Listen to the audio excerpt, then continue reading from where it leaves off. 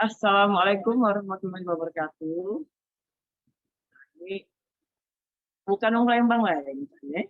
Ada yang dari luar Palembang gitu. Ya, nah diaturin. Nah, sebelum kita nak bercerios tentang songket Palembang, kula niki mungkin sudah tahu nama Mirza, tadi sudah dipanggilnya Cak Iin. Nah, jadi kula niki nak bersair dikit, tapi bersairnya suaranya bukan suara penyanyi. Dengan bismillah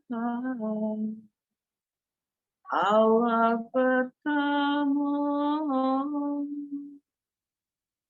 kami sajikan budaya lama, songket kita,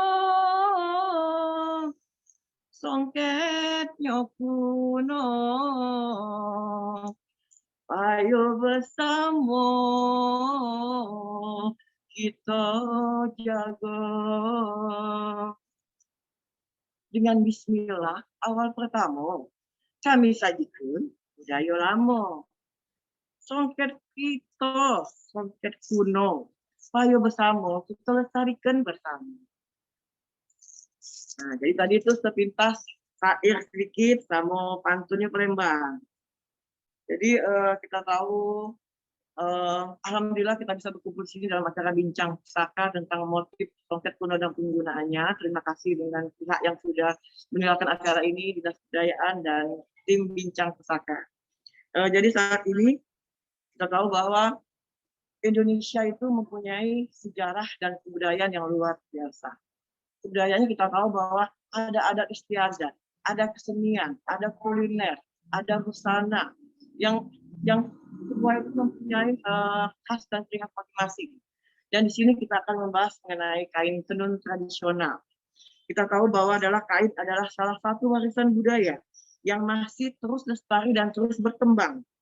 Masing-masing kain tradisional ini mempunyai ciri khas masing-masing, budaya masing-masing, bagaimana kearifan lokalnya menggambarkan budayanya masing-masing, serta menunjukkan identitas dan tanda kebesaran dari masing-masing daerah dan pemakainya. Begitu juga dengan kota Palembang. Kita tahu bahwa kota Palembang kaya dengan ragam kain tradisionalnya. Nah, kalau untuk wong Palembang dewek, itu sebenarnya nyebutnya sewet. Jadi sewet songket, sewet jemputan, sewet batik. Nah, jadi kalau untuk wong Palembang asli, wong Palembang dingin itu jarang manggilnya kain, tapi lebih banyak manggilnya sewet. Nah, kemudian kita tahu bahwa songket sendiri merupakan banyak versi yang mengatakan arti dari songket sendiri. Itu yang pertama adalah berasal dari kata tusuk, kemudian menjadi cukit, kemudian menjadi sungki, dan akhirnya menjadi songket. Dan kemudian akhirnya setelah menjadi songket, sampai sekarang kita menyebutnya sebagai songket. Nah, kita tahu bahwa songket Palembang ini memang sudah dikenal sejak zaman Sriwijaya, bahkan sampai juga zaman Istana Palembang Darussalam. Nah, sejak kain songket ini mulai ada di Palembang, tentunya memerlukan kajian yang lebih dalam lagi. Ya, ya.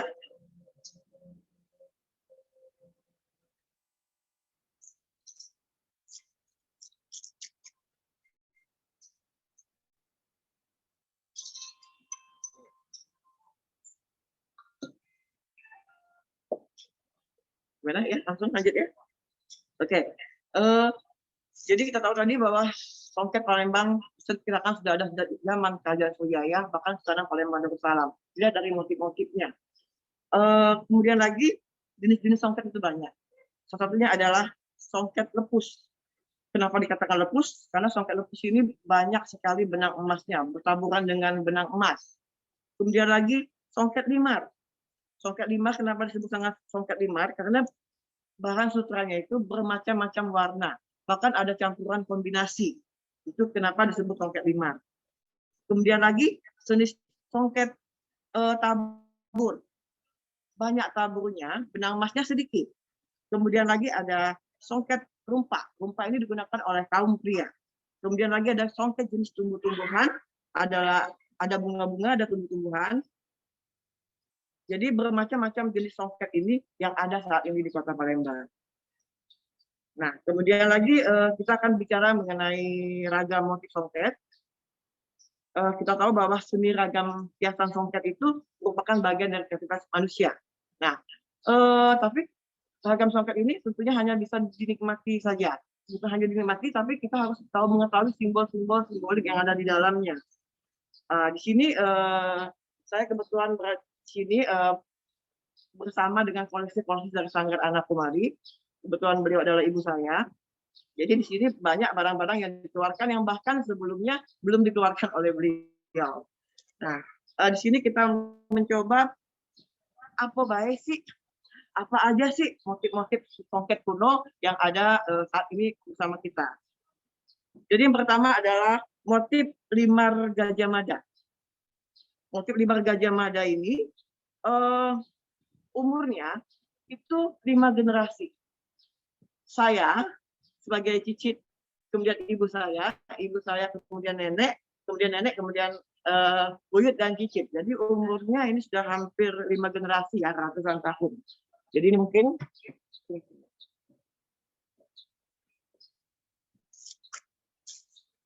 ini Bang Cek Bicek, dulur anget, ini merupakan motif dari limar Gajah Mada. Kita bisa lihat dasarnya ini saya pegang pun sudah sangat sangat tipis sekali, tapi alhamdulillah masih terjaga. Di sini ada motif yang mungkin jarang sekali ditemukan. Biasanya tumpal itu ada puncak rebung. Ini tidak ada puncak rebung. Ini ada pohon hayat. Pohon hayat melambangkan tentang kehidupan. Jadi motif ini termasuk motif yang sangat lama sekali, sangat langka, bahkan mungkin belum ditiru oleh sebagian penenun songket ya, karena ini tidak semua orang punya.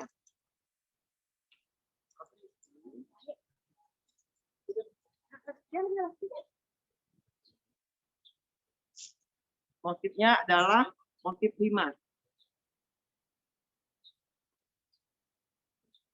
Kita beralih, ini kayaknya perlu asisten.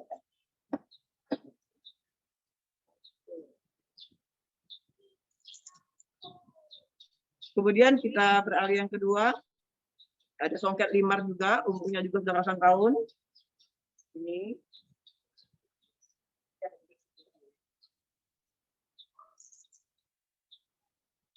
Ini songket limar juga.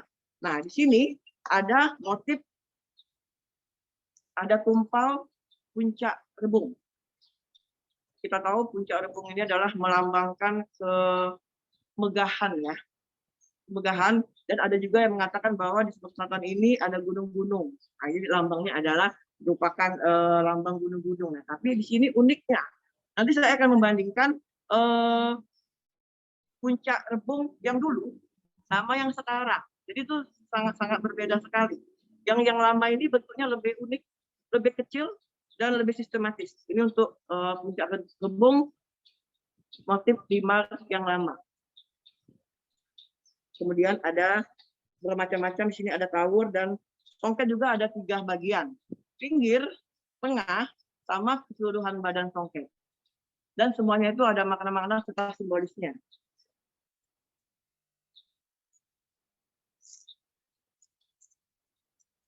Oke, kita lanjut.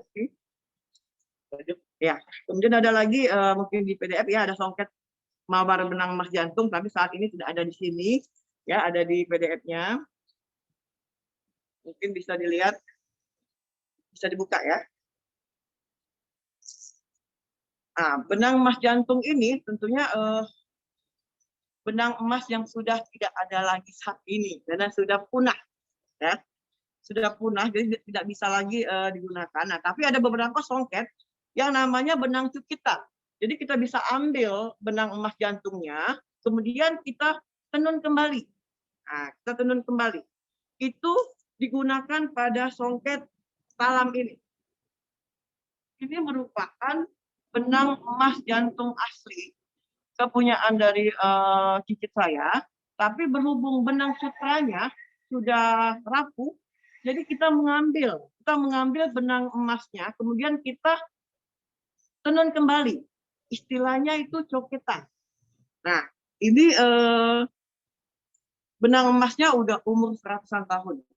Tapi umur dari songket ini lebih kurang 50 tahun. Jadi dicoket kembali.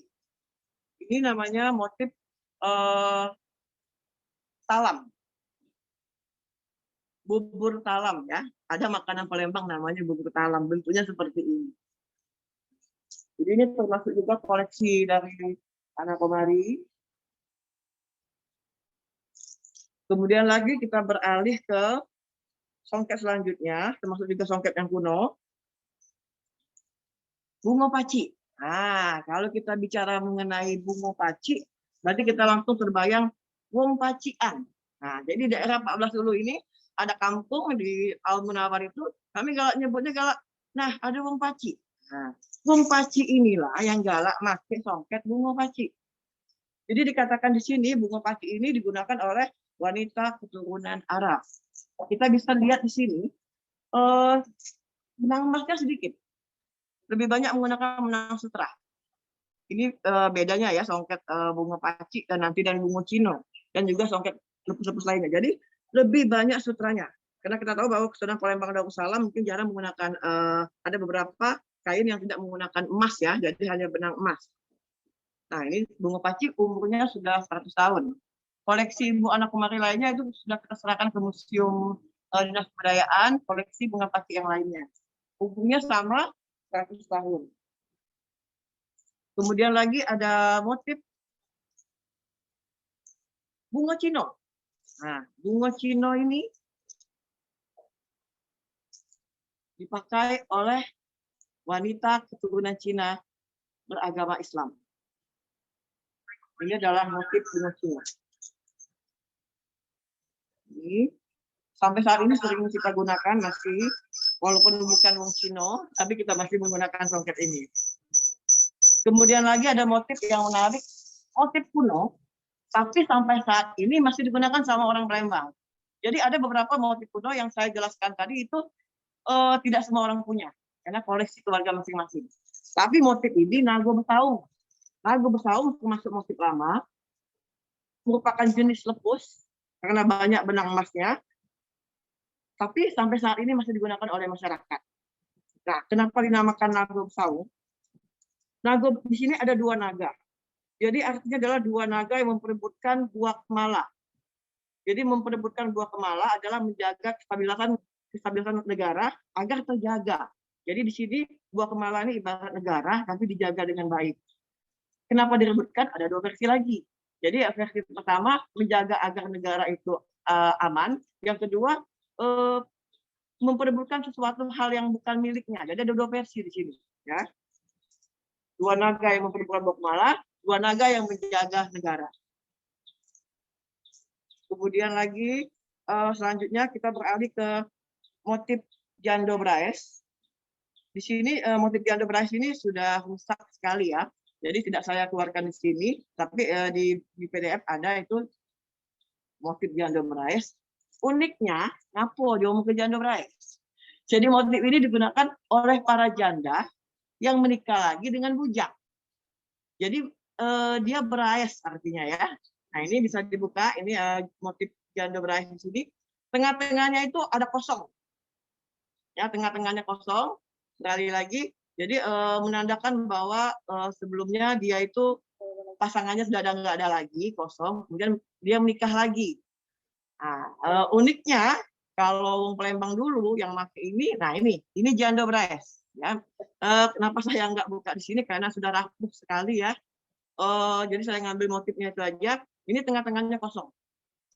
Ini umurnya juga udah ratusan tahun, adalah punya cicit kita. Jadi umurnya udah ratusan tahun ya. Kemudian lagi kita beralih ke motif kenango makan ulet. Ini dari namanya baik. Kok kenango makan ulet? Ya, bisa ambil di situ. Nah, itu ini bawah yang bawah. Nah, ini ada ini ya. Nah, ini motif ada di PDF juga, ada di sini juga. merupakan motif kenango makan ulet. Uniknya di sini, kenango makan ulet, bukan ulet makan kenango. Jadi ini unik. Ini saya teliti benar kenapa namanya kenango makan ulet. Setelah saya teliti, saya kaji, kita bahas bersama-sama. Artinya yang lemah belum tentu lemah. Karena kenango ini harusnya ulet yang makan. Ini malah kenango yang makan ulet ya. Jadi motifnya unik, memang ada mirip-mirip ulet situ sama bunga. Jadi menurut saya maknanya di sini adalah tidak semua yang lemah itu lemah. Tidak semua yang kuat itu kuat. Kenango makan ulet. Motif ini termasuk motif lama, kuno, tapi masih digunakan oleh masyarakat sekarang. Beda yang pertama yang saya jelaskan tadi. Nah, kemudian motif tawur. Nah, motif tawur ini ada di belakang saya. Ini ada. Ini merupakan motif tawur. Motif tawur ini lebih sedikit benang emasnya. Lebih sedikit benang emasnya dibanding dengan motif lepus. Ada versi yang mengatakan pada zaman Kesultanan Palembang Darussalam, setelah Kesultanan Palembang Darussalam membebaskan masyarakatnya untuk memakai songket, digunakanlah motif ini. Jadi bukan kaum priayi yang memakai ini, tapi kaum masyarakat biasa, tetapi mereka tetap menggunakan benang emas, tapi motif tawurnya sedikit. Nah, ini motif tawur ya, uniknya di sini. Kemudian lagi bintang kayu apo, sama juga motif tumbuhan, termasuk motif lama tapi digunakan juga sekarang, itu motif lepus yang banyak sekali benang emasnya. Kemudian lagi motif bunga pacar. Nah, bunga pacar ini sering digunakan pada acara-acara pernikahan. Sering digunakan, motif ini termasuk motif lama juga, tapi oleh masyarakat masih digunakan. Kemudian lagi motif limar yang tadi. Nah, ini ada satu lagi yang menarik. Ini sejujurnya baru umur saya 45 tahun baru dikeluarkan. Ini merayu-merayu anak maritu ya. Jadi ini enggak dikeluarkan, ini baru dikeluarkan sekarang. Khusus untuk acara bincang pusaka. Nah, ini namanya motif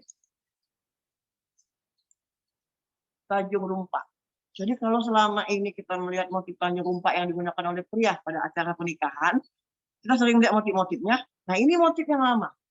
Jadi umurnya ini 100 tahun lebih, bahkan bisa lebih ya, karena punya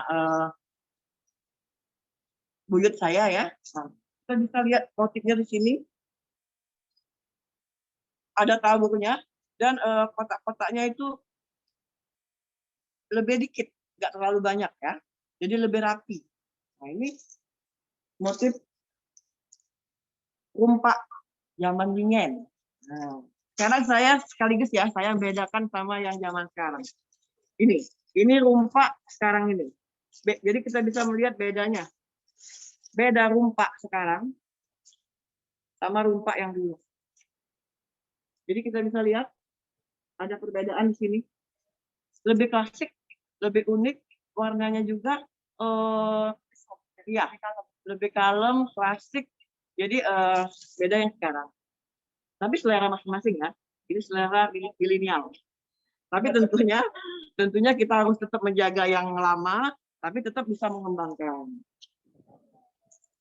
Kemudian lagi kita lanjut ke motif selanjutnya. Nah, ini ada yang unik lagi. Dalam acara pernikahan Palembang, kalau ketika kita sudah menikah, biasanya pengantin itu diundang tamu acara pernikahan lainnya. Misalnya tetangga kita yang menikah, ya, pengantin baru ini diundang.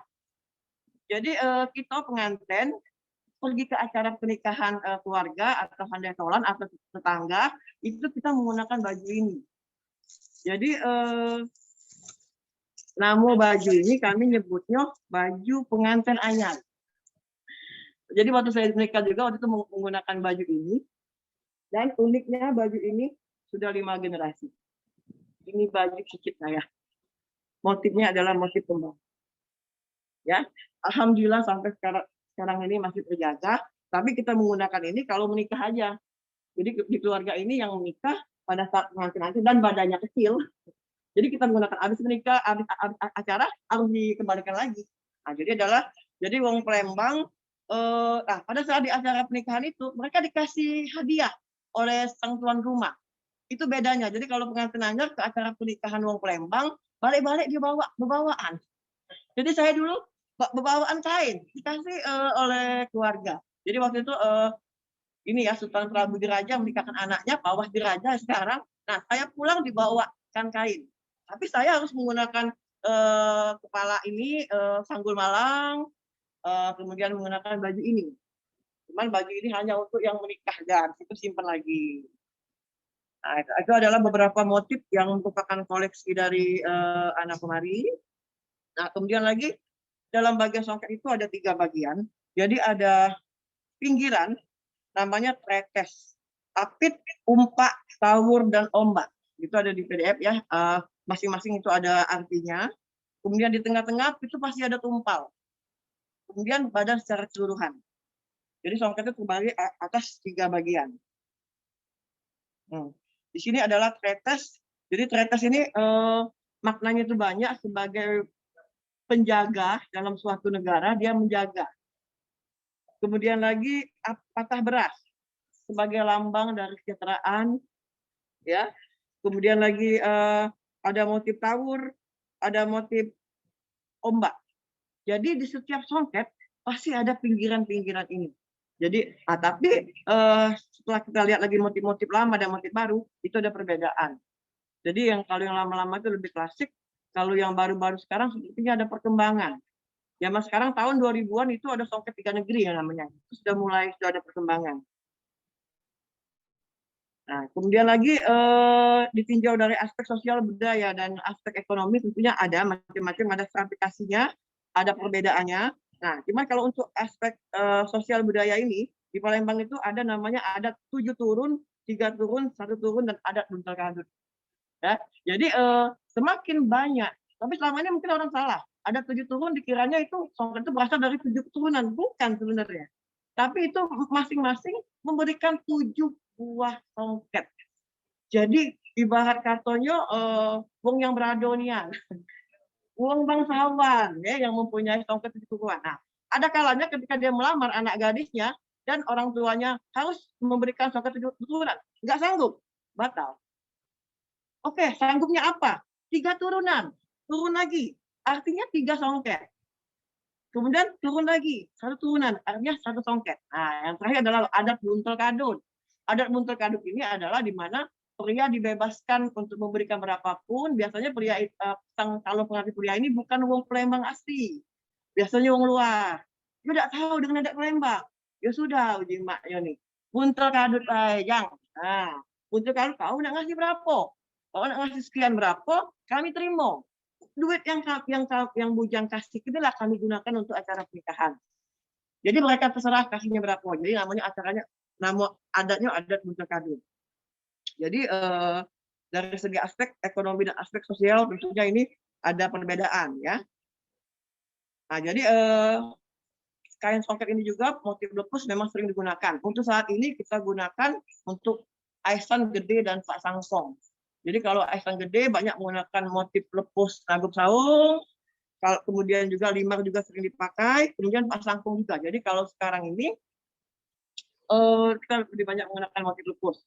Nah, nanti kita bahas lagi kenapa songket dulu lebih berat, lebih bagus, lebih ringan, lebih kurang bagus. Sekarang kebalik. Ya, kebalik. Kalau sekarang semakin ringan, semakin bagus. Ya, kenapa? Karena dulu kita masih menggunakan benang emas asli, benang emas jantung. Kalau sekarang benangnya udah beda. Nah, jadi kalau misalnya Mang Cek Wicek, adik-adik beli songket. Kenapa songket yang diberatkan? Ya, itu berarti benang emas campuran. Tapi ketika Anda memegang songket lama, dingin, berat, berarti itu bagus, benang emas galau. Nah, tapi kalau sekarang semakin ringan songketnya, semakin halus, artinya benangnya nggak campuran benang emas. Iya. Jadi kira-kira itulah paparannya. Maaf kalau tidak sempurna. Jadi ada beberapa motif yang ada di keluarga kita dan merupakan koleksi dari Sanggar Anak Kemari. Alhamdulillah sekarang masih terjaga. Insya Allah.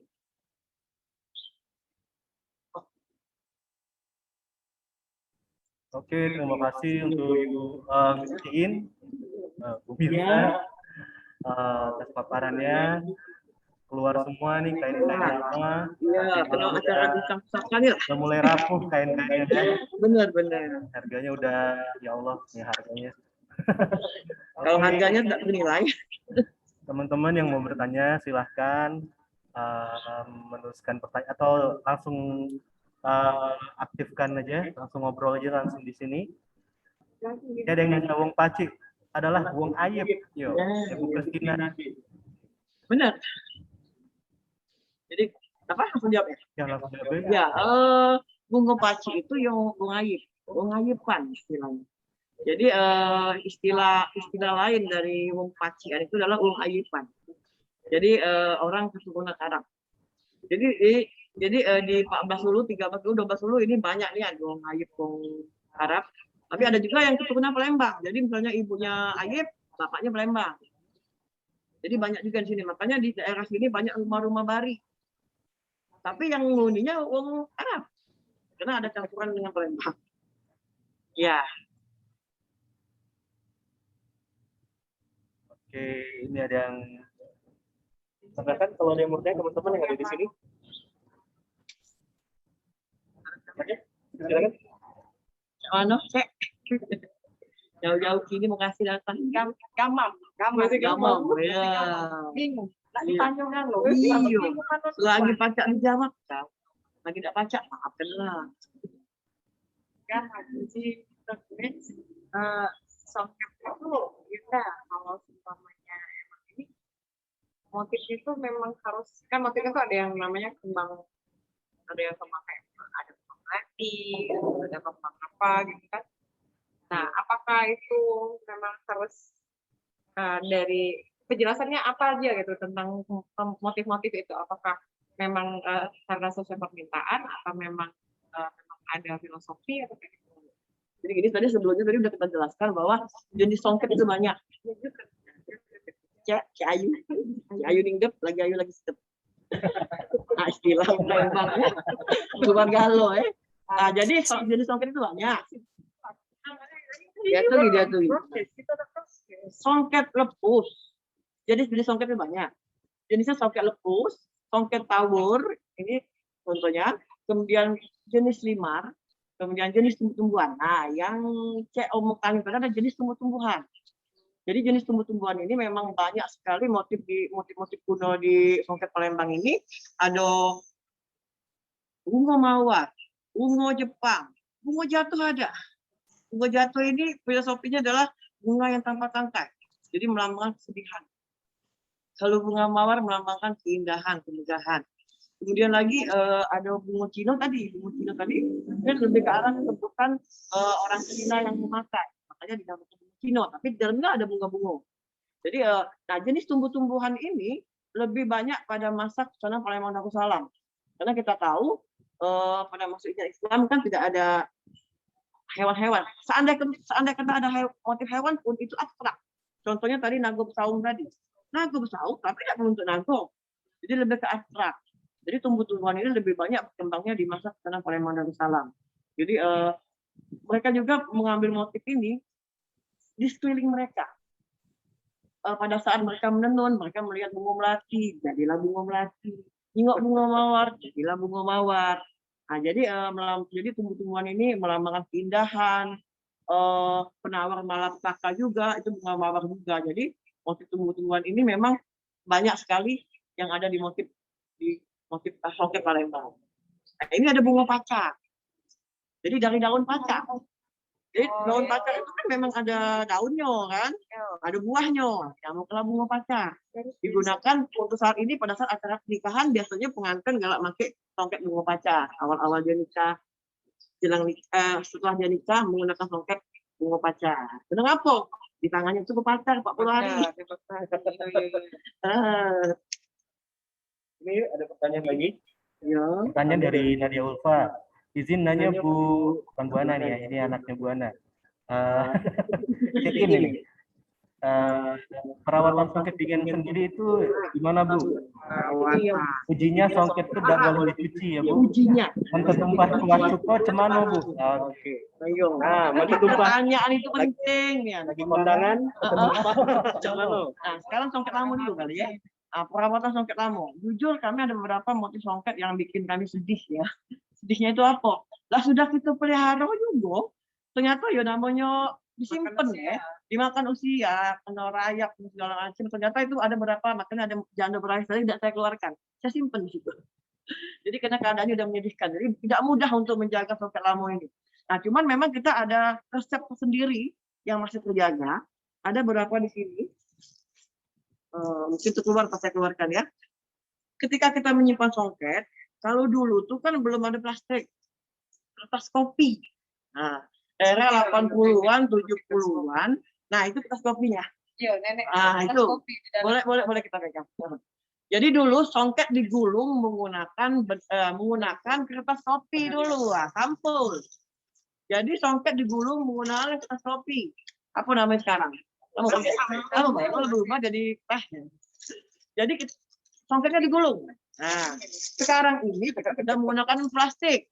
Plastik boleh aman baik. Nah, cuman ada rahasianya. Cuman di grup ini jangan ditolong lain ya. Maka, jadi setelah dimasukkan dalam plastik atau kertas kopi, masuklah sahang. Jadi sahang atau merica ya, masuk ke beberapa buah ke dalam bungkusan ini. Ini buku tadi kita udah keluarkan, banyak keluar begitu. Jadi masukkanlah sahang. Jadi insya Allah katanya sih rayap takut. Sedang melihat, nah itu ada sahang yang jatuh-jatuh ya. Tadi kita udah buka. Nah, ini sahangnya masih ada di sini. Jadi ini resep zaman dulu, dari Mek dulu. Cuman jangan tahu grup baik. Bocor lagi ini baik, rahasia ini. Nah, jadinya masukkanlah sahang sebanyak mungkin. Jadi rayap katanya apa tuh? Takut kalau pedas. Takut dengan baunya. Jadi udah Iyalah pedas. biji sahangnya. Jadi itu salah satu perawatannya. Iya benar. Kemudian lagi digulung. Nah, sekarang kan sudah ada ini nih, Bu, sudah ada alat untuk yang gulung itu.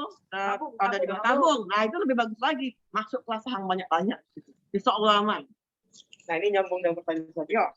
Cara simpen songket yang benar gulung apa dilipat apa digantung di hanger baik? Oh iya. Pertanyaan dari Bu Yanti di Depok. Oke. Cara yang paling bagusnya digulung. Karena digulung itu bisa mengurangi lipatan-lipatan. Jadi cara paling bagusnya digulung. Tapi yang kedua, cara lipat. Nah, cara ngelipatnya juga jangan sembarang lipat. Kainnya dibuka, kemudian dibagi 3. Ya. Jadi dibagi 3 lipatannya. Jadi jangan lipat 2, tapi lipat 3. Lipat 3 bisa mengurangi dikit batas-batasnya itu. Cuman yang paling penting tadi, yang paling benar itu sebenarnya adalah digulung. Jadi banyak koleksi uang tuak itu kan digulung-gulung, ya kan. Jadi memang paling bagus itu digulung, ya. Makanya zaman sekarang kan sudah ada tabung itu, lemah nih ya. Nggak perlu lagi namanya kertas kopi, kata udah. Nah, jadi itu jawabannya yang paling bagus itu adalah digulung. Nah, kemudian juga boleh juga yang ditebel kayak gini, cuman ya itulah takutnya keamanan. Jadi angin, debu, tapi memang kalau di tebel kaca ini tuh memang terjaga kalau di tempat khusus. Kalau udah tempat khusus sudah takutnya lembab dan lain-lain. Benar. Dari studio Kamu jauh ya ini. Waalaikumsalam warahmatullahi. Iya.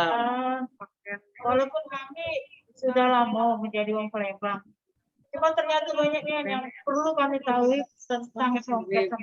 Iya. Nah, seperti tadi yang sudah dijelaskan, macam-macam songket itu kan ada jenis nama-namanya macam-macam. Ada lepus, ada bunga cino, ada motif tabur, ada janda berair dan lain-lain. Pertanyaan kami, di antara nama-nama itu, apa ada tuh tingkatan-tingkatannya dari songket-songket atau mungkin atau lepus itu paling tinggi atau dan lain-lain, itu pertanyaan. Singkatan atau apa? Singkatan. Tingkatan. Singkatan dari songket tersebut atau memang lupus ini dikhususkan untuk yang nikah atau Oke. untuk kondangan nggak boleh atau cak mana itu?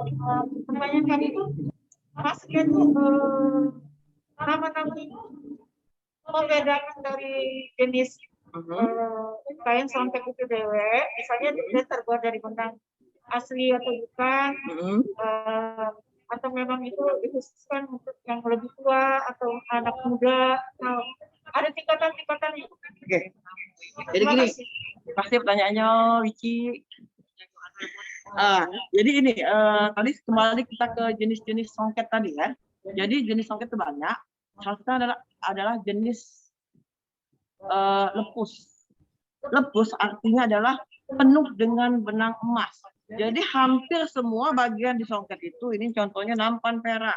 Nah, ya nampan perak ini hampir seluruhnya benang emas. Pada masa dulu, songket lepus ini tentunya tidak semua orang bisa menggunakan. Priayi-priayi, pembesar-pembesar. Kenapa? Dulu kita menggunakan benang emas jantung, benang emas asli. Tidak semua wong pacak pakai songket lepus. Wong soge. Benar. Nah, ya, jadinya tingkatnya benar. Tingkatnya tadi lebih tinggi songket lepus. Kemudian ke bawah lagi songket limar. Nah, limar tadi kita lihat lebih sedikit, malah sedikit sekali benang emasnya. Tapi keunikannya adalah motifnya di limar ini, keunikannya yang luar biasa ya. Ini termasuk bagus juga, tapi sedikit menggunakan benang emas. Nah, jadi kalau dari segi tingkatan tadi memang songket itu ada tingkatan stratifikasinya, mau tidak mau. Jadi kaum priayi menggunakan songket-songket lepus, kemudian di bawah kaum priayi menggunakan masyarakat luas menggunakan songket tawur. Tawur atau tabur sama aja. Jadi kita lihat benangnya sedikit. Nah, kemudian lagi beda sama yang ini. Nah, ya. Tapi kalau sekarang kan ya sama baik. Soalnya kita sekarang pakai benang mamilon, benang tatibi, benang kristal, tidak menggunakan benang emas jantung tadi, karena benang emas jantung sudah punah, tidak ada lagi saat ini. Nah, jadi stratifikasinya sendiri ada memang untuk kaum priayi sama untuk masyarakat biasa. Kemudian lagi ada beberapa motif yang gunakan tadi, wong Cino, yang beragama Islam menggunakan motif Cino, bungo paci, menggunakan untuk wong paci. Nah, jadi memang ada perbedaan-perbedaan. Kemudian lagi kalau rumpak hanya pria yang boleh pakai. Nah, yang jadi masalah kalau anak Uno pakai motif apa? Jadi kalau untuk khusus model rumpak itu khusus pria yang menggunakan. Tapi saya lihat juga wanita sering pakai tapi pakai juga digunakannya baju. Kita bisa jenguk sekarang. Kalau untuk betino jarang nak pakai rumpak nih. Karena kita tahu bahwa ini punya lanang. Nah, tapi sekarang saya lihat model-model, saya lihat pakai rumpak, tapi digunakannya sebagai pakaian. Nah, itu jadi memang stratifikasi di songket itu memang ada. Tapi itu kebanyakan dulu. Kalau sekarang sama baik, tergantung ada duit berapa. Laju. Nah, cuman sedihnya kan sekarang kan memang ada songket mesin ya.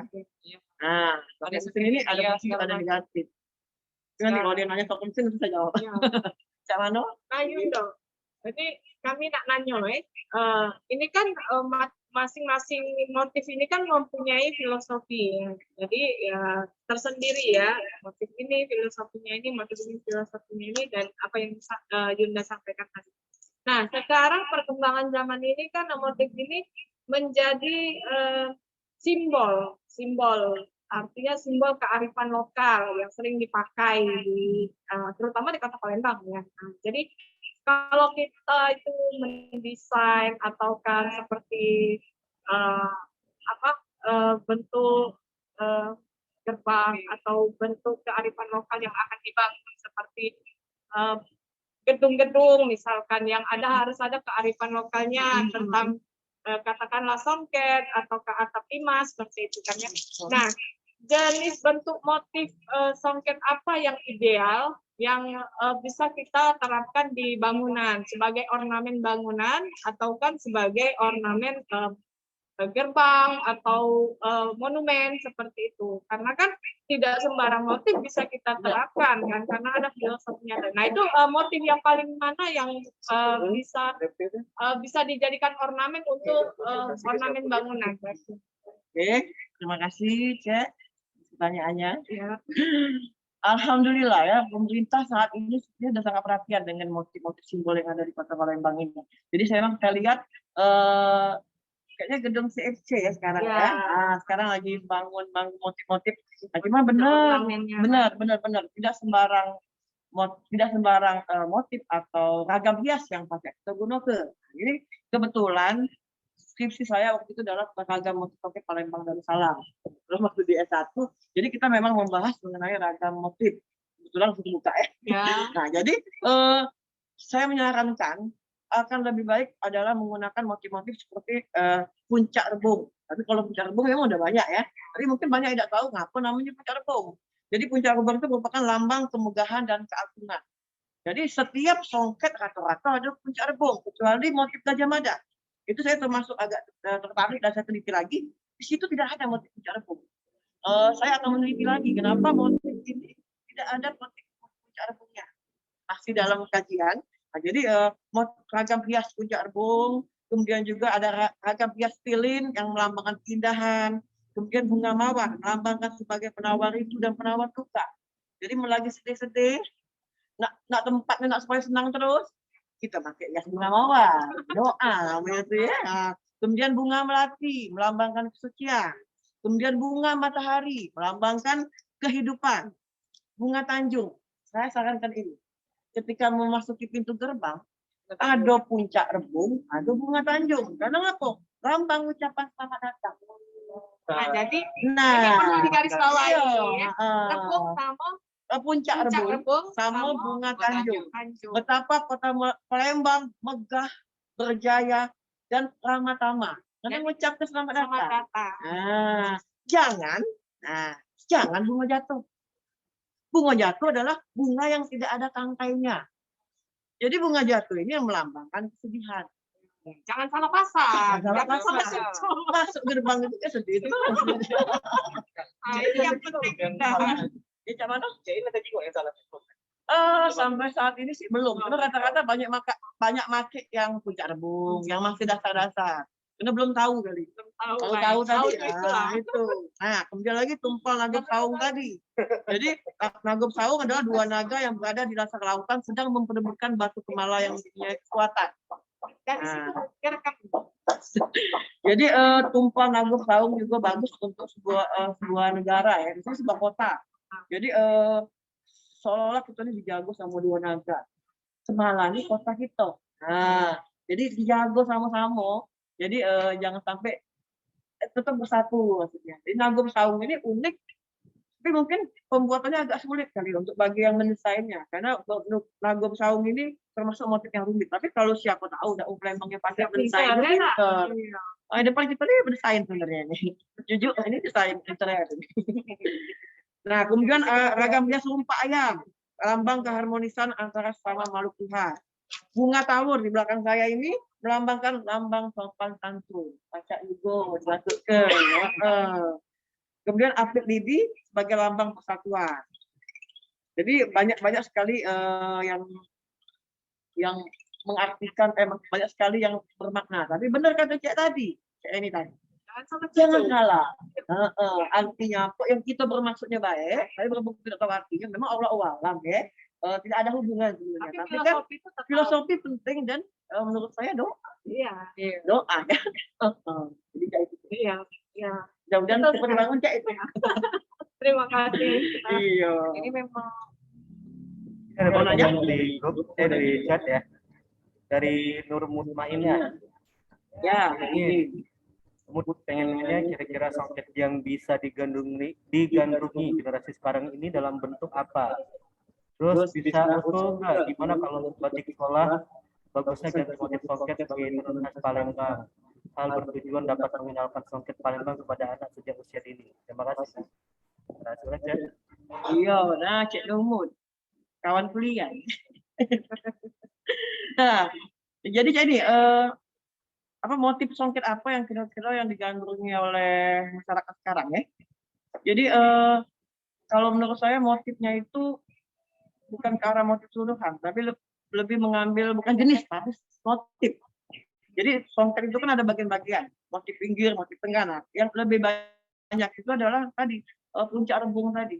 Kalau puncak rebung kayaknya rata-rata motif songket itu ado itu. Jadi sudah semacam apa ya, trademarknya atau ciri khasnya songket Palembang itu pasti ada puncak rebung. Jadi motif yang digunakan itu bagusnya wajibnya memang ada puncak rebung. Nah, itu motif puncak rebung. Tapi kemudian lagi tadi misalnya mau dibedakan, misalnya untuk para bujang nih, nah, pakailah motif. Nah, ini rumpak tadi.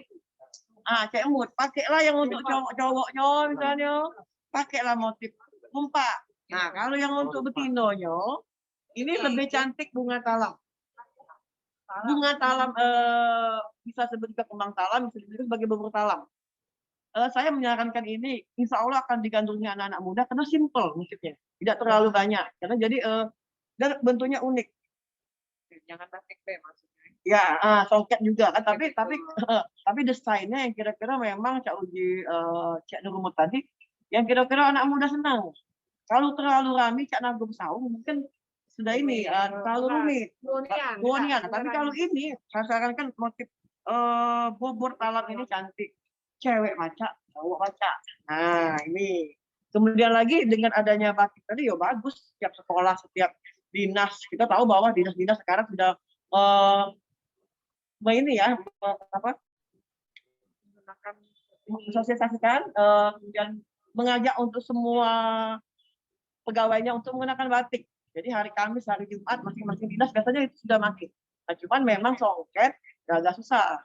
Jadi kalau paling tidak walaupun tidak songket asli, motifnya songket. Alhamdulillah sekarang udah banyak ya baju-baju sekarang yang ada motif-motif songket walaupun dari bahan biasa. Nah, itu Cek Nurmul. Tadi ada yang mau nanya ini? Silakan di sini yang mau nanya. Mau nanya ini? Ini memang variasi atau ini kayak oke. mana? Ini sebenarnya variasi. Variasi. Iya, jadi Tapi memang sudah dari dulu berarti udah tidak. baru. Jadi ini kenapa saya bawa juga songket ini? Jadi tidak membanding ke songket dulu sama songket sekarang. Ini motif lama. Oke, ini motif nampan perak namanya. Tapi dimodifikasi dengan bordir. Nah, tapi bordirnya tidak sembarang bordir. Harus menyesuaikan dengan motif Palembang. Jadi ada memang sebagian saya lihat di bawahnya dikasih kayak bulu-bulu atau apa ya. Itu kurang bagus kalau menurut saya. Kalau mau membordir juga bagusnya yang sesuai dengan motif. Ini motifnya Cak ini, bordirnya juga Cak ini. Jadi sesuai dengan motifnya. Jadi jangan sembarang juga untuk membordir. Ini baru. Nah, ini termasuk baru, tapi motifnya lama. Nampan perak, termasuk motif kuno, tapi dikombinasikan dengan bordir zaman sekarang. Jadi mungkin pertanyaan Nurmut tadi, Cak Mano biar viral, biar anak-anak muda senang, ya silakan modifikasi. Jangan melupakan yang lama, tapi kembangkan yang baru. Tapi jangan merusak yang lama. Jadi ini mungkin anak-anak muda, model-model mungkin senang, ibu-ibu senang yang modelan ini, gitu kan? Tapi tetap yang tengah-tengah ini nampan perak, motif lamun.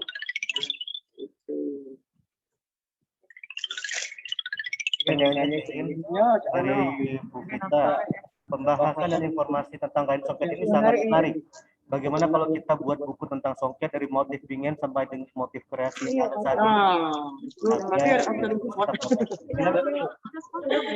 Alhamdulillah itu usul yang bagus ya. Memang sudah banyak sebenarnya buku-buku yang membahas tentang songket. Salah satunya kebetulan saya ada, karena narasumbernya adalah kita. Jadi ini Balai Pelestarian BT Padang sudah membuat buku ini. Jadi inventaris melindungi karya budaya songket Palembang. Jadi songket ada di sini karena kita juga termasuk narasumbernya. Tapi ini memang tidak membahas mengenai motif khusus, karena lebih ke arah cara pembuatan motif-motif. Jadi itu sarannya bagus. Jadi memang belum ada buku yang khusus membahas tentang motif-motif. Siapa tahu setelah ini kita siap saja membantu. Ada dinas terkait atau ada lembaga terkait mensponsori untuk membuat buku, jadi masyarakat generasi muda tahu. Kalau saya dulu hanya skripsi, jadi saya hanya membahas ragam motif songket Palembang pada masa karena Palembang Darussalam. Jadi belum saya bukukan ini. Jadi saran yang bagus Bu, Insya Allah semoga setelah acara Bintang Pusaka ini ada yang berminat untuk membukukan apa yang maksud Ibu tadi. Amin, amin. Mas Nana aja boleh. Ayo, jangan diaturi. Pertama, ngapa yang ini motif Gajah Mada ini ada namanya Gajah Mada. Apa namanya Gajah Mada? Dan ngapa dia ada motifnya kayak itu? Beda dari tadi kan? Ya, ini. Terus yang kedua, motif kuno dengan motif modern apa sih bedanya? Yang mana yang termasuk yang virtual itu apa beda? Oke, ya. Makasih. Buka trailing dulu. Jadi ini sebenarnya pertanyaan saudara kita. Gajah Mada. Pertanyaan pulau juga. Nah, soalnya ngapa barang ini baru keluar. jadi maaf, karena ini acara bincang-bincang pusakanya termasuk luar biasa ya. Saya bisa merayu Ibu Ana Kumari untuk mengeluarkan barang-barangnya. Nah, jadi sebenarnya ini baru keluar dari kemarin dan saya juga jujur masih saya akan teliti ini. Jadi ini PR saya ini. Tapi kenapa Gajah Mada? Mungkin karena ini saya tanya beberapa nyai-nyai kemarin karena kembang itu besar. Jadi katanya pecah gajah. Nah, itu Gajah Mada. Jadi karena kadang kita tidak lihat ada gajah di sini. Jadi benar kadang benar songket itu adalah abstrak walaupun ibaratnya sesuatu tapi tidak berupa bentuknya. Kemudian lagi di sini saya mendapatkan informasi juga dari Dr. Idris. Beliau adalah termasuk pengamat songket juga. Jadi kita membahas ini dalam waktu 2 hari ini termasuk jenis motif hayat. Motif hayat adalah lambang kehidupan. Nah, tapi pertanyaan saya juga, karena songket ini baru keluarnya 2 hari ini, kenapa tidak ada puncak rebung di sini? Jadi ternyata tidak semua songket ada tumpal, ada motif puncak rebung. Nah ini mungkin, ini kan umurnya, jujur ya, tolong dihitung deh sama-sama berapa umur ini. Umur saya 45, umur ibu saya 75, nenek saya meninggal umur 80, kakak meninggal tahun 74. Jadi ini punya cicit saya. Udah 5 generasi. Jadi udah berapa ratus tahun. Jadi ini saya tertarik sekali. Jadi pas saya lihat ini, ya Allah, kok ini baru keluar gitu kan. Karena begitu, karena beliau menjaga. Tapi itu sepertinya kayaknya akar ya Kak. Ya, beliau menjaga sekali songket ini karena kesayangan beliau enggak dikeluarkan. Jadi di sini Kayaknya akar ini. ya, Harus ini akar tapi kayaknya. tapi songketnya tetap ada ya. Jadi oke. Ya ada ininya. Jadi gini, setiap songket itu ada pinggiran. Ini ombaknya kecil ya, ada ombak, ada apit, ada tawur, kayaknya tetap ada. Pinggiran songket tetap ada. Nah, cuman yang uniknya adalah tidak ada puncak rebung. Puncak rebung Jadi puncak rebung adalah motif naik. Oke, nah ini motif puncak rebung. Oh, yang ada ini Ya. Jadi kalau menurut saya mungkin ini awal-awalnya kita kan di Palembang kan memang tidak ada gunung. Ya. Jadi tidak ada gunung. Jadi yang melihat motif ini membuat ada ide ini kan mungkin dia tidak melihat ada gunung, kan? Kemudian juga dia melihat kadang seorang. Jadi gini, sebelum jadi songket itu kan dicukit dulu songket. Pencukit ini adalah istilah itu desain. Nah kalau kita buat baju kan ada desainer yang sebelum dijahit. Sebelum jadi songket ini adalah ada kita memerlukan penyukit sini. Seorang penenun belum tentu dia pacak nyukit. Seorang penyukit belum bisa jadi dia pacak nenun. Nah, karena otaknya di dia. Jadi dia desainnya di dia. Jadi sebelum menjadi, makanya pembuatan songketnya luar biasa. Makanya kita sering sedih kalau songket yang dihargai murah. Sedih tidak kalau yang buatnya. Buatnya berbulan-bulan. Tapi dihargai murah. Jadi kalau songket itu mahal wajar saja gitu ya. Jadi pertanyaan tadi yang pada saat desainnya itulah yang ada di pikiran beliau. Saya pernah bertanya kepada tukang nyukit, ini motif apa Cek? Oh ini motif buatan aku dewek. Jadi oh ini mau dewek, iya aku mau dewek ini katanya. Yang 5 bekandang itu sebenarnya baru. Jadi saya bertanya langsung sama yang membuat motif 5 bekandang namanya, itu termasuk baru. Jadi tanya dulu, kenapa motif ini? Biasa aku nyingok di depan tuh banyak kandang. Aku tidak tunjuk kandang lah ujungnya. Nah, jadi apapun yang tersirat di penyukit ini, itulah yang akan dilihat. Jadi itulah mungkin jawabannya. Tapi tadi Mas Saudara, pertanyaan saya juga, kenapa nggak ada puncak rebung? Karena ini baru 2 hari keluar dari lemari ibu saya. Kita akan mencari bersama-sama. Kenapa motif tidak ada puncak rebung? Tidak selalu. Tidak selalu ternyata. kita sama-sama belajar. Kita lihat sekarang Untuk memindahkan yang melihat ke dalam bentuk desa itu butuh proses kreatif luar biasa Oh, dari yang Iya. Dan dari puncak Bang rebung, Songket. dan puncak rebung itu selalu dibuat ditumpal. Ditumpal di tengah-tengah. Ya. Kenapa? Jadi gini, itu pertama desainnya sendiri yang seperti itu. Nah, tapi untuk dari sistemika cantiknya suatu desain akan lebih terlihat ketika diletakkan di tengah. Pada saat puncak rebung diletakkan di pinggir, nggak kelihatan. Ya, jadi pada saat jadi ada motif-motif yang memang ingin ditonjolkan.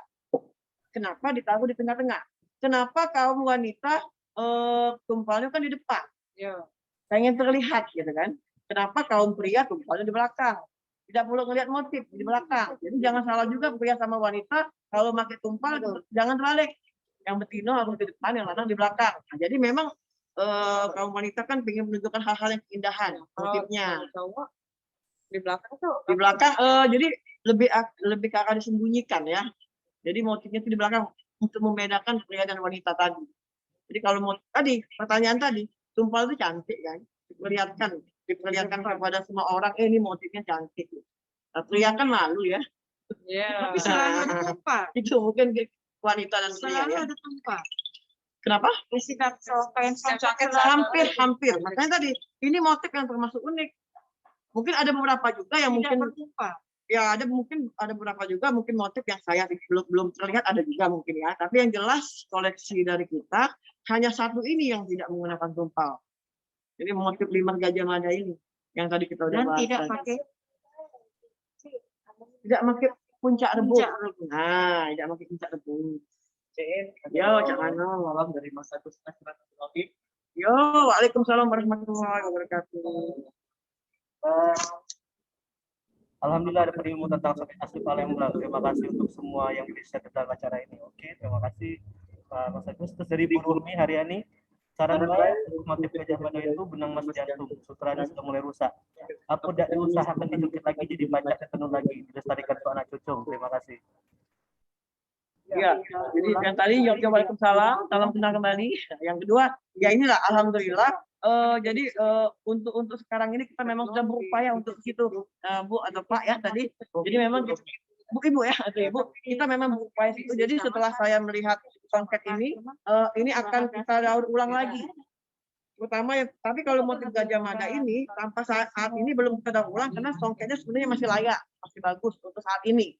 Nah, tapi ada sosok janda berais tadi itu terpaksa kita harus cukit. Jadi ada beberapa motif yang masih kita pertahankan karena juga pada saat kita sayang juga ya untuk mencukit kembali tapi merusak. Janganlah merusak kan. Tapi kalau ternyata memang benar-benar tidak layak lagi, ya harus kita cukit ulang. Contohnya janda berais tadi.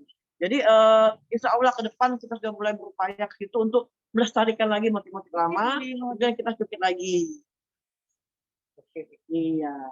Terima kasih. Jadi Sama-sama.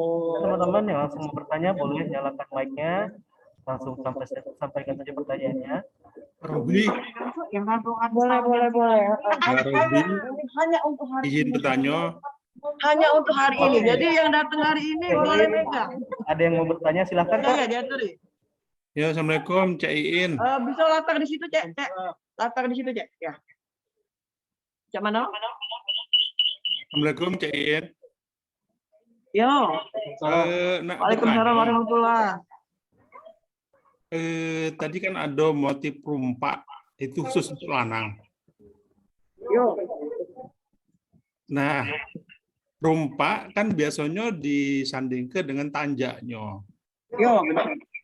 Nah, untuk motif tanjaknya, apa sama dengan rumpaknya atau boleh yang lain ya?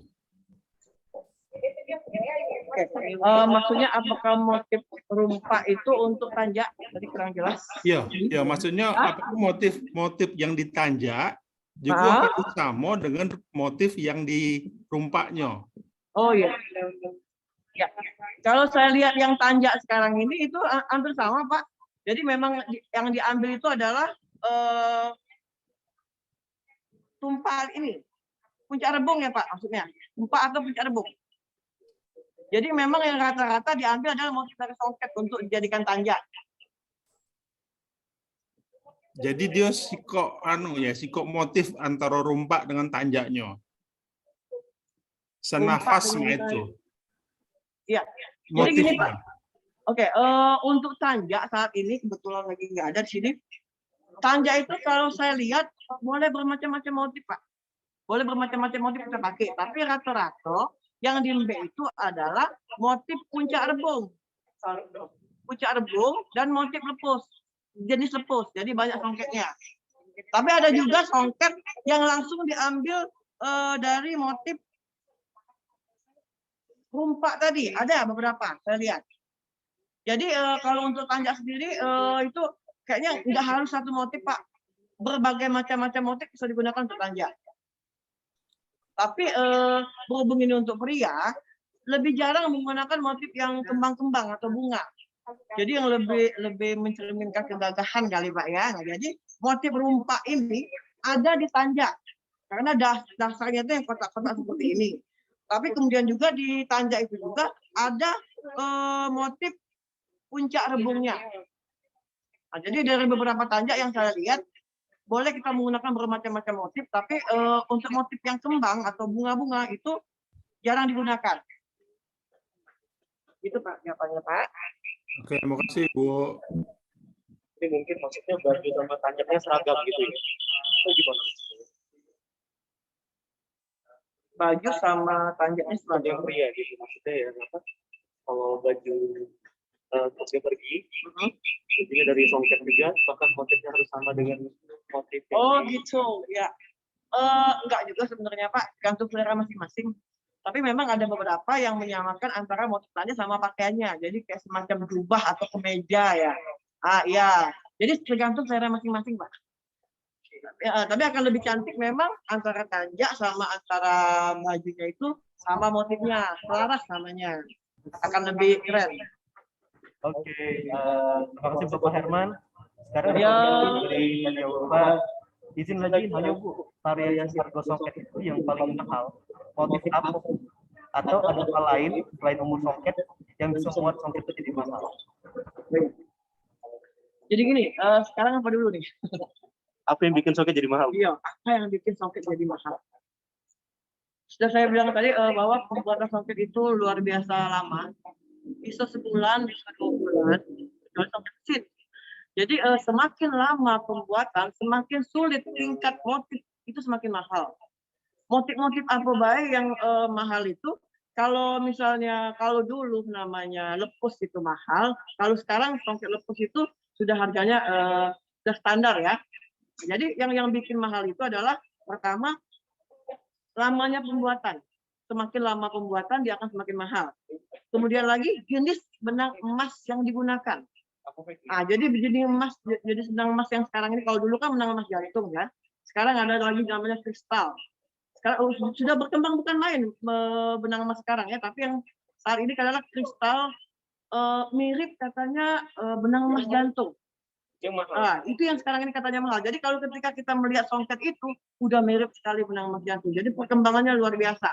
Jadi pertama adalah tingkat pembuatannya, motif yang digunakannya. Kalau motif yang digunakannya semakin rumit, contoh mungkin ya. Makin lama aja Ya. Aduk kenango makan ulet ini termasuk sulit. Nah, kenango makan ulet termasuk sulit juga. Kemudian lagi motif limar. Motif limar juga termasuk motif yang sulit. Motif muda itu janda berayas karena kosong tengah-tengahnya. Jadi paling mudah membuat songket kalau saya dengar dari penenunnya ya, mudah membuat songket janda berayas. Dikit polanya ya. Nah, jadi itu yang sedikit tadi benang emas yang digunakannya itu menggunakan benang emas apa. Nah, kemudian satu lagi. Namanya buatan tangan itu kan bisa tidak sempurna. Dia muat sebulan, dia muat 2 bulan, motif langsung tiba-tiba ada yang rusak sedikit. Sudah harga songket itu turun. Jadi itu sebenarnya kesedihan yang dialami seorang penenun dan yang punya usaha songket ya. Kenapa? Karena yang namanya manusia menyetek itu ada semangat, ada ida. Kalau dia kurang kuat itu kelihatan benangnya enggak rapat. Jadi gini, dulu dikatakan bahwa yang menenun itu yang pria paling bagus daripada wanita. Tapi penenun pria sekarang kan udah jarang ya. Nah, karena kenapa? Pada saat dia nyetek ini itu tenaganya kuat. Kalau beda dengan wanita kan. Nah, jadi tingkat kerapatan songketnya itu lebih bagus gitu. Nah, tapi tadi walaupun mahal-mahal tadi, tapi kalau udah ada rusak yang disebabkan oleh penenunnya itu bisa harganya bisa turun. Itu sedihnya. Tapi akhirnya dijadikan koleksi sama yang punya atau dijual dengan harga yang murah. Kemudian satu hal lagi, kalau dia pakai benang emas jantung yang motif lama, itu juga biasanya mahal. Menggunakan motif-motif lama, karena tidak semua penenun atau penyungkit kan tahu dengan motif mahal, tahu dengan motif kuno. Jadi itu biasanya dihargai lebih mahal daripada motif yang semua masyarakat bisa menenun. Maka ini nih, ini Gajah Mada bisa mahal nanti ke depan. Dulu ada, sekarang nggak kasih lagi. Kalau sehari ini sepertinya Gajah Mada ini. Karena sekarang saya lihat beberapa tempat, saya tanya, ini kan jadi walaupun saya baru 2 hari keluar, saya langsung tanya ke A, si B, saya tanya tempat-tempat songket yang ada di Serengam, ada nggak motif ini? Sudah nggak ada. Jadi satu lagi motif limar mentok sama limar ini. Nah ini juga sudah hampir nggak ada lagi di tempat lain. Ini berdasarkan pertanyaan saya di daerah Serengam ya. Tapi bisa juga mungkin Om Jainal songket ya mungkin ada ya. Jadi keluarga yang masih menyimpan motif-motif lama ya biasanya masih menyimpan, masih ada motif itu. Tapi produksi lagi. Tapi produksi lagi ya itu. Karena nggak semua penyungkit mungkin bisa menjadi seperti ini. Mungkin nggak satu motif itu beda antar tenunan ya. Hasilnya beda antar atau satu songket itu sama. Nah, maksudnya untuk motif limar gitu. Ada 3 penyongket, 3-tiganya lain hasil gitu atau enggak? Tapi motifnya sama. Motif Aslinya beda. Atau udah ada standarnya yang benang? Sudah ada standarnya. Udah ada standarisasi. Sudah ada standar semua. Tapi kembali lagi ke selera masing-masing. Jadi ada walaupun standarnya sama, ini intinya motif limar mentok.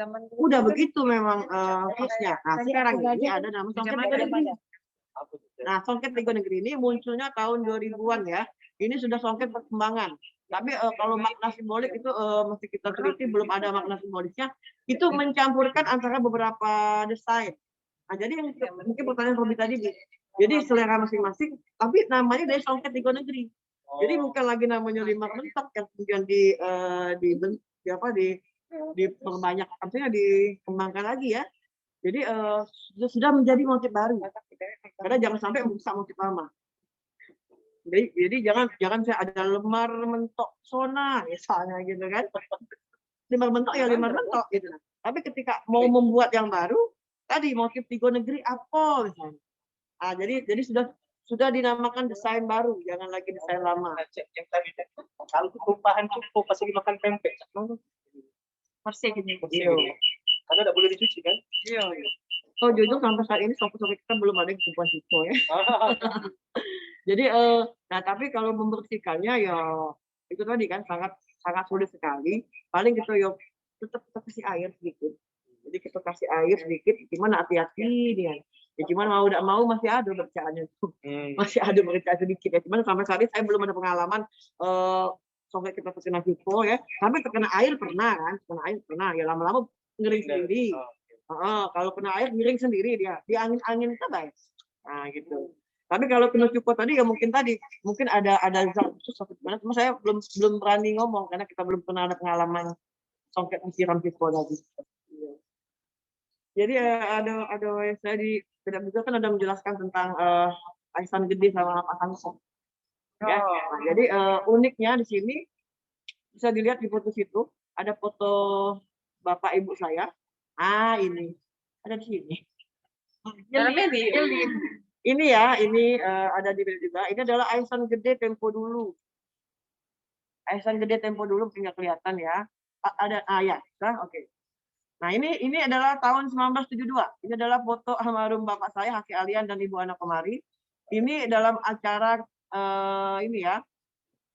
acara malam setelah munggah. Ngarak pacar.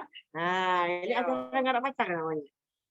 Jadi pria diantar ke tempat wanita, pihak keluarga pria itu memberikan barang-barang. Karena orang Palembang biasanya kalau dia belum punya rumah atau awal-awal nikah itu tinggal di tempat Pino. Nah jadi itu acara ngarak pacar. Di sini uniknya kita bisa lihat pakaian Aisan Gede. Kalau mama itu menggunakan motif lepus kayaknya itu lepus sagup saung. Nah, yang papa bukan pakai lepus. Saya agak kurang jelas ya, tapi motifnya lebih sedikit benang emas ya, tapi saya kurang jelas itu motif apa. Nah, di sini saya mau membuka sedikit pakaian yang gede dulu sama sekarang tuh beda. Yang pria itu nggak pakai terati. Nah, kalau yang sekarang kan pakai terati. Kenapa nggak pakai terati? Karena dulu yang gede hanya untuk kaum bangsawan. Ya, saya tanya sama ibu saya, kaum bangsawan lebih karena menunjukkan kegagahannya. Jadi ototnya dan kulitnya bersih gitu kan. Nah, jadi dan menunjukkan bahwa dia seorang bangsawan. Nah, tapi perkembangan sekarang sudah pakai terati, tapi bukan masalah kulit juga. Sekarang kan mungkin malu gitu kan. Jadi ya itu bapak saya ingatnya katanya masuk angin besoknya. Semalaman nggak pakai terati.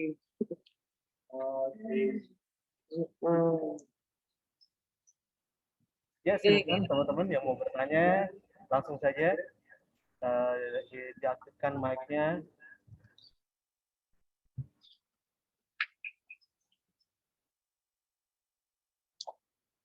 Kalau ini berapa umurnya? Jadi ini rata-rata peninggalan dari buyut kita, buyut sama cicit. Apa tadi namanya ini? Ini limar. Ya, limar. Ini motif limar. Nah, ini ya sudah ada yang rapuh. Benar kata ibu tadi, kalau nggak diselamatkan ini mungkin ya. Tapi untuk saat ini masih bisa. Belum harus dicukit ya. Nah, ini juga sama, ada puncak rebungnya. Oh, ini ya, ada puncak rebungnya. Beda sama yang Gajah Mada tadi. Limar ini. Ini yang limar ini. Iya. Jadi limar ini mengkombinasikan banyak warna. Disebut namanya limar. Nah, satu hal lagi. Kapan pakai motif limar ini? Kapan pakai motif limar ini? Jadi motif limar ini dari beberapa yang saya pelajari digunakan juga oleh para bangsawan kiai pada saat dulu. Karena walaupun lepus banyak songketnya, limar sedikit songketnya, tapi pembuatannya termasuk sulit.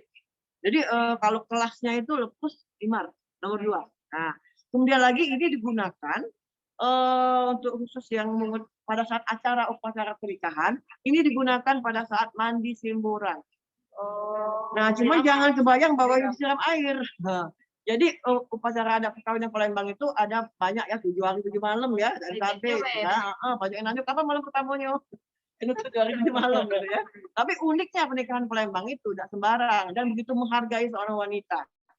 Nah, jadi di situ ada namanya setelah proses yang kita lalui, ada setelah semuanya selesai, hampir selesai proses itu, kita ada namanya mandi simburan. Jadi mandi simburan artinya adalah membersihkan diri.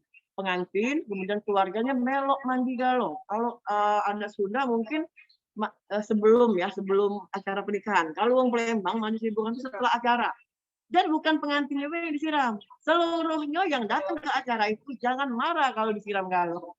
Jadi pada saat acara mandi simburan itu semua banyu betong-tong disiapkan. Kita masuk dalam jebol langsung disiram. Jadi jangan marah juga kalau disiram. Nah, di sini pengantin sebelumnya mereka mengadakan acara dulu acara panggang itu ya, suapan dan cacapan, memberikan suapan kepada pengantin pria dan wanita dengan ketan kunyit panggang ayam. Acara itu dulu, setelah itu mereka dibawa ke tempat halaman yang kira-kira bisa untuk mandi simburan. Pengantinnya diberikan dipakaikan dulu ini motif limar ini. Nah, ya, ini biasanya motif limar ini adalah pemberian dari prianya, songket 7 turunan atau 3 turunan. Jadi digunakan langsung oleh sang wanita. Setelah proses mandi simburan ini dibuka, tapi dibuka di dalamnya dia pakai basi. Nah, jadi dia pakai 2 lapis pakai baju. Nah, tapi dalam ada simburan kita bisa biasanya menggunakan motif limar ini lah. Tapi untuk bangsawan ya. Ya kalau dulu mungkin bangsawan. Kalau sekarang siapa yang punya? Ya sorry. Saya ada motif limar, silakan. Ampun sayang. Tapi amin. Tapi pada saat mandi simburan enggak disiram. Cuman Ini simbol pada saat acara yang pernikahan ulangi pengantin tadi itu digunakan. Tapi tetap didodotkan sini dan tidak menggunakan terate dan terbuka. gantung. Dodol tuh kain gantung. Ini kain gantung. Kain Nah, digantung Pakai tuh. dodol. Jangan kait sewet. Iya, nah jadi benar tadi. Jadi kalau misalnya kain itu lebih ke umum, kalau Palembang bisa kita makainya manggilnya sewet. Sewet. Oh, Cek, cek.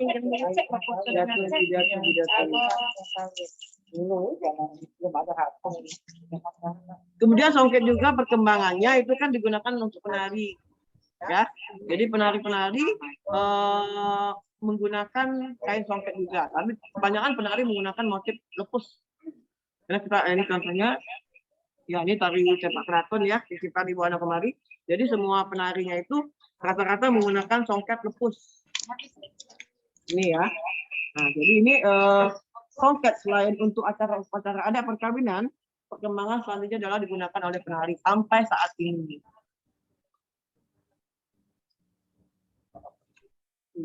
Jadi bukan hanya untuk acara adat lain. Jadi sebenarnya kalau untuk acara adat itu tidak kate, maksudnya dari tidak kate halangan khusus memakai songket itu ya. Maksudnya boleh pakai ini ya. Rakyat biasa hanya boleh pakai ini tidak kate sebenarnya ya. Dulu atau sekarang? Dulu tadi ada. Jadi tadi kan kalau untuk priayi dan bangsawan kan motif lepus. Ya maksudnya itu karena mahal kan? Iya, karena mahal. Itu ada aturan ya bahwa rakyat biasa boleh pakai. Tadi kembali tadi kalau benang emas kan itu mahal. Oh iya. Benang emas jantung. Jadi dari aspek sosial ekonomisnya. Oh iya. Nah, itu yang membedakan kenapa kaum bangsawan Cak Uji, Cak Yadi yang Sulgi tadi dia menggunakan motif lepus. Karena motif lepus pada saat dulu kan benang emas jantung, emas asli yang mahal. Masyarakat biasa kan tidak ada, mungkin ekonominya kan belum sampai ke situ. Nah, tapi sudah saya jelaskan tadi, ada masanya di mana Kesultanan Palembang Darussalam pada itu membebaskan masyarakat yang untuk memakai songket. Tapi tadi perkembangannya songket tawur. Nah, itu perkembangan selanjutnya. Emas jantung maksudnya apa? Jadi gini, atau dia beli dari tokonya, toko jantung atau gimana? iya. Pabriknya jantung. Jadi songket benang emas kan banyak ya. Nah, ada benang emas kanton namanya yang sudah antum punah, benang emas emas jantung. Kenapa dibilang emas jantung? Karena pada saat dibungkel itu tuh seperti jantung. Oh, Saya pernah melihat. Waktu belum Saya pernah, dipakai. ya saya pernah melihat punya ibu saya waktu itu saya masih kecil. Jadi benang emasnya itu dibentuknya di bongkolnya itu seperti jantung. Benar-benar mirip jantung. Itu jadi pada saat setelah benang emas itu dibuat dibungkus seperti emas jantung, seperti jantung. Kenapa dari namanya pabriknya jantung? dikemasnya kayak Iya, dikemasnya seperti itu. Oh, jadi Tapi Hah? Indonesia juga luar negeri itu dari Cina. dari Cina. Oh, Iya. Jadi produksinya juga Jadi kan benang emas kita ini India, Cina. Jadi kan memang di Palembang Dewek kan tidak memproduksi itu. Benang sutra itu kan dari Cina kan. Oh, Iya. Jadi tapi kenapa benang emas jantung ini punah? Saya pernah dengar cerita pabriknya tuh kebakaran pada masa kolonial Belanda. Jadi pabriknya kebakaran. Jadi tidak lagi memproduksi. yang pabrik yang di Cina ini. Iya benar ya. Pabriknya mungkin ada lagi tapi kita nggak tahu ya pertama dulu ya. Saya dengar dari ibu saya. Kenapa lihat polisi lagi? Oh pabrik dulu kebakaran. Nah, terus gantinya apa cek waktu itu? Nah jadi benang emas udah pernah jadi maksudnya nggak ada lagi diganti lagi dengan benang emas lainnya. Kenapa benang emas jantung itu jadi berharga karena tidak lagi diproduksi. Jadi langka gara-gara Jadi langka. Jadi harganya tinggi ya. Harga tiga alhamdulillah kita masih ada saat di sini. Cuman lah nak dijago-jago tadi kan. Kasat mata membedakannya sama cek. Warna. Warna ya. Kalau yang ini bukan kayak gini ya. Benang emas jantung memang usianya lama.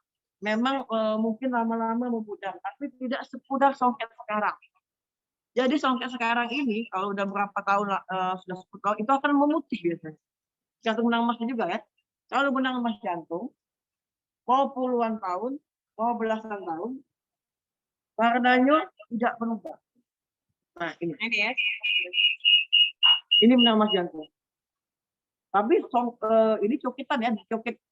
Jadi benang emasnya udah umur ratusan tahun, tapi kainnya ini, sutranya ini umurnya 50 tahun. Oke. Jadi gulung berapa meter? Bukan meteran ini ya. Kalau songket benang emasnya bukan meteran, tapi lebih ke arah ke semakin banyak dia buntelannya itu, semakin banyak untuk berapa songket.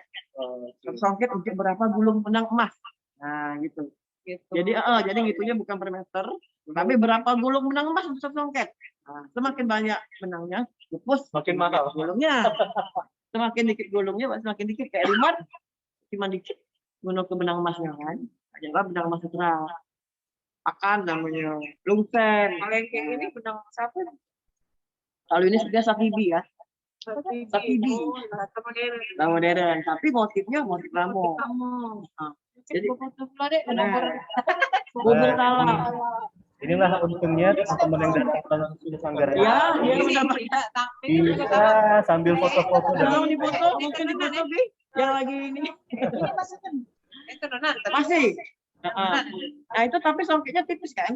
Iya, tipis. Jadi songket sekarang semakin dia halus, semakin tipis, artinya bukan benang emas campuran. Kalau yang untuk ini kira-kira untuk kalau sudah pakai sakibi udah berapa tahun kira-kira? Oh ini mungkin 20 tahun umur. 20 tahun ya. Masih bisa. Meskipun udah dibilang baru ternyata udah 20 tahun. 20 tahun ini. Udah Karena baru. ini saya zaman kuliah motif ini. Songket ini. Apa bisa yang 200 tahun itu kan? Oke teman-teman silahkan kalau ada mau bertanya lagi. Ini ada dari Bro Rohmi lagi. Ada penelitian nggak songket tuh paling tidak baca di dry clean? Oke. Apakah songket bisa di dry clean? Ya sampai saat ini jujur kita belum pernah mencoba ya. Udah keburu takut duluan ya. udah keburu takut duluan. Tapi ya siapa tahu ke depan ada teknologi ya ini para milenial mungkin bisa membuat racikan gimana songket bisa di dry clean. Nah, tapi itulah uniknya tradisional sama modern mungkin ya. Jadi tingkat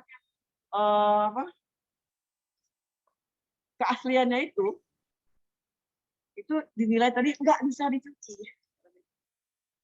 Jadi nggak sembarang makainya.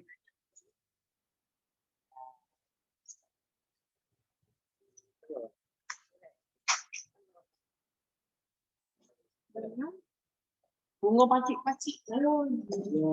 Nah, Cek, Iya, Cek Mano. ini kan ada gambar yang di sini ya, Cek.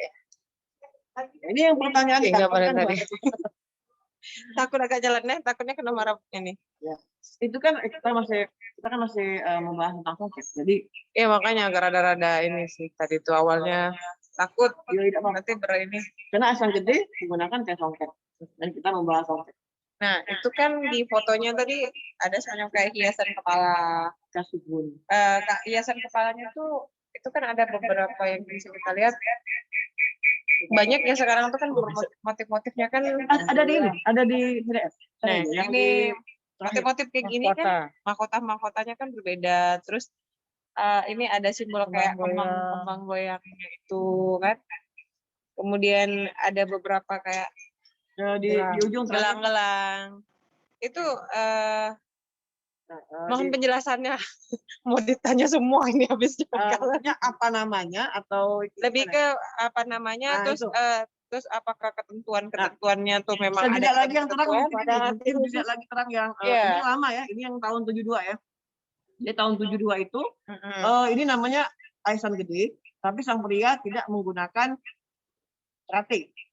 Nah ya, yang di mahkotanya itu namanya kasupun. Namanya kasupun. Bentuknya semua sama kayak gitu. Oke, ini tahun 72. Sepertinya ini agak beda dengan kasupun yang sekarang ya. Nah iya, makanya iya, kita lihat. Saya nggak iya. pernah lihat yang Ini sekarang. termasuk motif yang unik. Bisa dilihat pakaian yang kasupun yang sekarang. Ada lagi foto kan. Nah, jadi ini termasuk motif yang unik. Tahun 72 soalnya ya. Nah, tadi ditanya kenapa ada ini. Itu namanya istilah itu tebeng lalu ya. Oh iya. Jadi pengantin Palembang ada semacam bola-bola di kiri kanannya. Nah, itu istilahnya tuh mereka tuh kan baru nikah ya. Kalau zaman dulu tuh mungkin banyak yang dijodohkan. Bahkan kalau nenek saya itu pada saat hari itulah katanya dikumpulkan sama kakek saya ya. Jadi mereka tuh masih malu-malu. Nah, jadinya itu untuk menutup jadi masih saling pelirik-pelirik. Malu-malu. Beda pengantin sekarang ya. Nah, jadi itu untuk menutupi wajah tebeng malu istilahnya itu bola-bola. Nah, kalau sekarang melatih. Kalau dulu masih bola-bola kayak gitu. Zaman Oh, dulu. sekarang kan melatih kan? Iya. Itu Nah, iya. pakaiannya mengikuti adat waktu itu. Ya, jadi Aisang Gede kan memang sudah ada sejak dulu kan. Nah ini tahun 72 ini menggunakan Aisang Gede yang pada masa itu.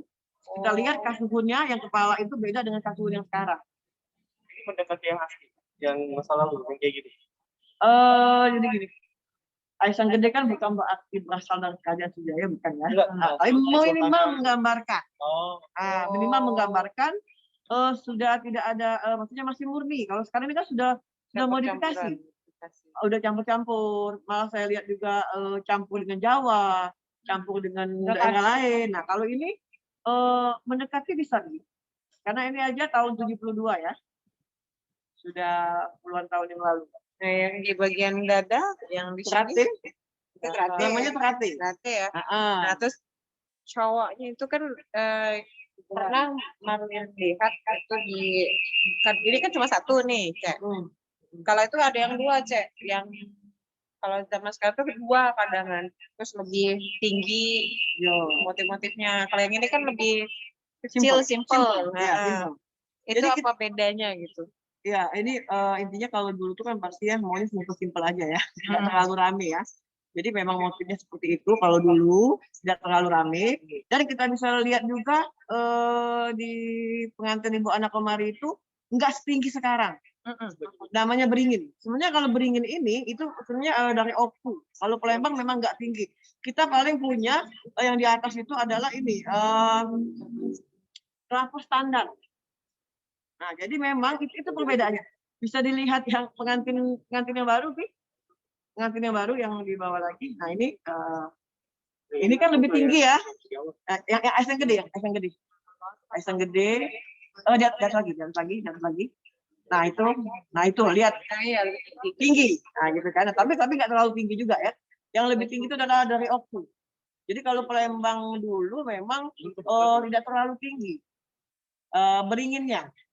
Jadi hanya menggunakan kelapa standar.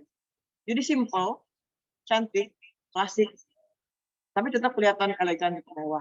Nah, yang dipasang di sini di tangan, di jari itu sebenarnya dulu kata nenek pernah nanya, itu katanya dulu sapu tangan, tapi sekarang jadi sampai sekarang masih sapu tangan. Masih sapu tangan. Tapi ya? sekarang masih. Tapi yang kemarin pada lihat tuh bukan sapu tangan sih, keras. Oh gitu. Oh iya. Ya maksudnya sapu tangan tapi lebih ke arah ini ya, tetap ada apa ini ya, ada motif taburnya. Iya. Memang nggak bisa sih sebenarnya tuh. Jadi itu hanya simbol ya. Hanya simbol bahwa ada sarung tangan yang nggak bisa dipakai sebenarnya. Hanya simbol. Simbol. Jadi alhamdulillah kita bisa bertemu di sini nih ya. Jadi sangat menarik sekali dan saya juga terima kasih kepada acara Bincang Selaka, Museum Budaya di Luar dan Dinas Kebudayaan ya. Sudah membuat acara seperti ini. Bahkan yang saya juga surprise ada beberapa motif keluarga kita yang selama ini nggak keluar jadi keluar hari ini. Nah, jadi alhamdulillah kita sama-sama belajar di sini. Jadi betapa motif kuno, motif songket lama itu sangat bernilai harganya, sangat bernilai filosofinya. Itu tentunya harus kita jaga. Tapi bukan berarti kita boleh berkembang. Jadi mungkin setelah ini motif-motif ini mungkin bisa dikembangkan lagi menjadi motif yang sekarang, silakan saja, tapi dengan aturan tertentu, silakan saja. Nah, cuma tadi kembali lagi perhatian dari pemerintah sangat perlukan sekali bagaimana agar masyarakat Palembang tetap bisa melestarikan tongket motif kunonya. Dan memang ini kan sering dijual tongket motif kuno ini. Alhamdulillah banyak sekali yang pengen beli tongket ini, bahkan harganya mungkin ratusan juta, tapi kita tidak jual. Jadi kenapa tidak jual? Karena itu berharga bagi kita ya, berharga bagi keluarga, berharga bagi Kota Palembang dan Indonesia. Kalau kita jual sampai ke luar negeri ya udah hilang. Ya, jadi sama-sama kita menjaga dan semoga generasi muda saat ini walaupun desain sudah bukan main luar biasa, sudah modern, tetap jangan lupakan motif kuno songket Palembang. Bisa menjadi motif bagi kalian. Silakan nanti sama-sama kita belajar di sini, kita mungkin bisa workshop bagaimana motif-motif kuno ini mungkin bisa menjadi viralkan, silakan viralkan. Selagi itu untuk hal yang kebaikan. Tapi tetap dijaga ada aturan-aturannya. Oke, Cemut, terima kasih sekali. Itu ada pantun sedikit mungkin ya. Bunga mawar, bunga melati, tombol di pucuk perigi. Ya.